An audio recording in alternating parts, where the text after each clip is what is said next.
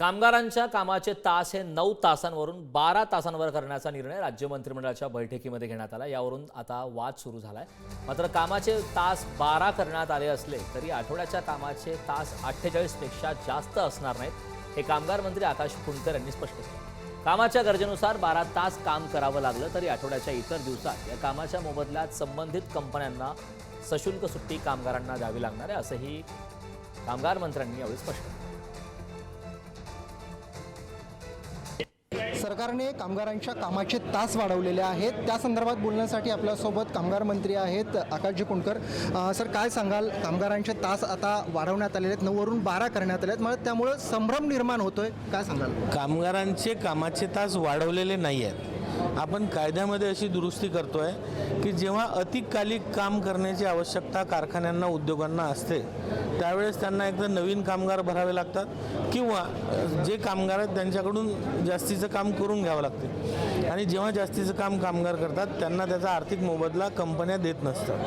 म्हणून आपण ही सुधारणा आणली आहे आणि यामध्ये कुठेही कामगारांवर अन्याय होणार नाही। याउलट मी म्हणेल हा कामगारांसाठी अति फायद्याचा निर्णय आम्ही केलेला आहे। आपल्याला लक्षात येईल की कामगार जेव्हा जास्त काम करतील तर त्यांना जी आठवड्याची मर्यादा आहे 48 तासाची, त्या मर्यादेमध्येच राहून त्यांच्याकडून जास्तीचं काम करून घेण्यात येणार आहे। हे जास्तीचं काम करून घेताना कामगारांची लेखी परवानगी घेणं आवश्यक असणार आहे, सरकारची परवानगी घेणं आवश्यक असणार आहे आणि जेवढं काम त्यांचं जास्तीचं होईल याचा दुप्पट मोबदला आता कामगारांना मिळणार आहे। आणि आपण जर पाहिलं तर उत्तर प्रदेश, गुजरात, कर्नाटक, तेलंगणा, त्रिपुरा या सर्व राज्यांनी हे धोरण आणलेलं आहे। बाकीच्या देशांमध्ये सुद्धा हे धोरण आहे आणि यामध्ये कुठेही कामगारांना न विचारता अति काम करून घेता येणार नाही। आज जर आपण प्रॅक्टिकली पाहिलं तर बरेचशा ठिकाणी असं लक्षात येते की जास्त काम करून सुद्धा म्हणजे 12 तास काम करून सुद्धा त्यांना मोबदला 8 तासाचा मिळतो आहे। आता आपण हे